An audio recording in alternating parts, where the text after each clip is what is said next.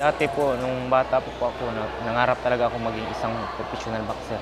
Inudulo ko si Sir Manny. Maging isang world champion kung papalarin. Mahirap po kasi marami kang pagdadaanan na magaling na kalaban. Pinaghandaan ko yung estilo niya kasi para sa akin isang mahirap na laban to kasi magaling siya mabilis, masipag din. Kaya pinaghandaan ko para makuha ko yung panalo. Ang iniisip ko, focus lang sa laban. Huwag masyadong magmadali. Darating din yan para makuha yung panalo. Inaalay ko to sa papa ko na bago lang pumanaw. Para sa kanya to. Para sa iyo to. Yun lang po. Bagong challenge ko to sa professional boxer kasi sanay naman din ako, yung amateur pa lang. Pero ngayon, first time ko makapunta rito sa lugar pa mismo ni Manny Pacquiao. Maganda, masarap yung tuna rito. Sobrang saya kasi lahat ng iwala nila sa akin, nabigyan ko naman kahit paano ng maganda. At sa ngayon, pagsikapan ko, galingan ko kasi ito na yung binigyan nila sa akin ng pagkakataon . Kumbaga, ito yung start ng future ko. So sana pala rin ako mamaya. Ganun pa rin, wala namang pagbabago, dinagdagan lang. Higpitan ko pa yung depensa ko. Tapos minsan yung kumpiyansa ay yung ina-improve ko sa sarili ko. Ladies and gentlemen, Anthony Hilduela. Right across the ring, fighting now off the red corner. Lorenzo Dumamag.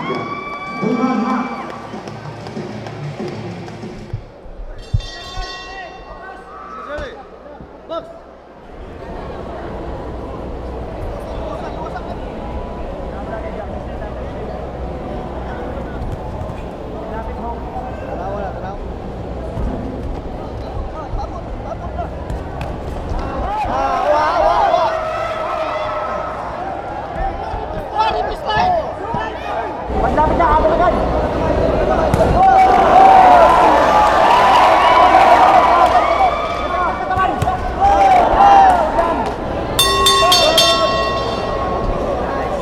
Minaw, tuni!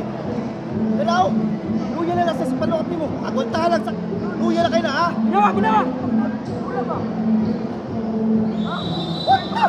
Saan mo ka? Pumilihan ko niya itong trabaho! Ha? Okay!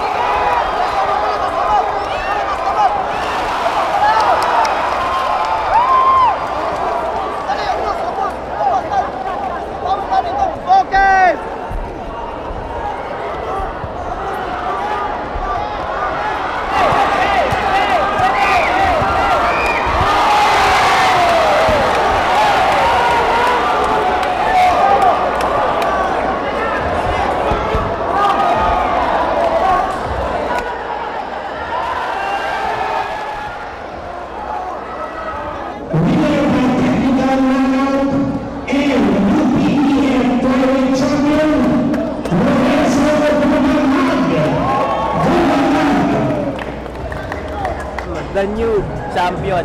Ano pakiramdam? Wala lahat ng pagod. Lahat ng sakripisyo. 10 years ko itong hinangad. Ngayon, nangyari na talaga may higit. Yung mula amateur. Bro, salamat. Pertix. Manny Pacquiao, salamat. Walang Dubai bro. Ako dito ngayon. Salamat. Dubai bro.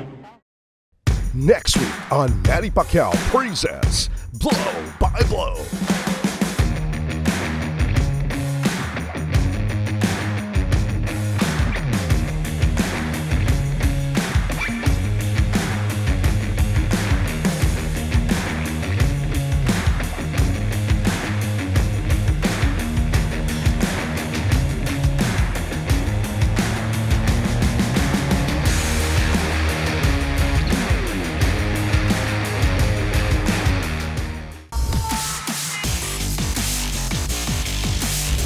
Tayo, we are in the super bantamweight division, 122-pound limit.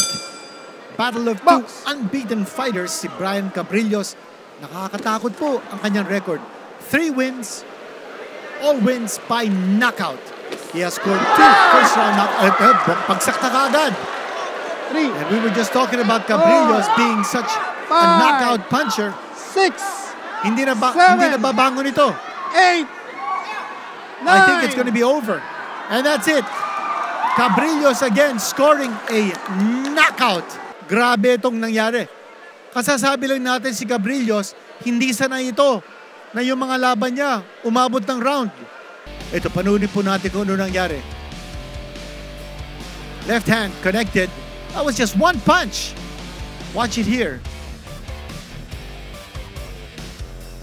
Yun. Pasok na pasok yung tama. Tapos, naku, sinagawan pa ni Cabrillo si Villena pagkabagsak. Watch it here again. Oh, one punch. And then Villena going down hard. Sinagawan ni Cabrillos as Villena was down.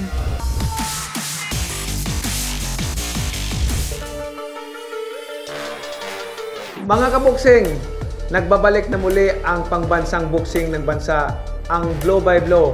Hatid sa inyo ng iyong lingkod. Suportahan at samahan niyo po akong tumuklas ng mga bagong henerasyon na hangaan at magbigay ng karangalan sa ating bansa. Luzon, Visayas, and Mindanao. Humanda ang may puso sa larangan. Humanda ang may lakas ng kalooban.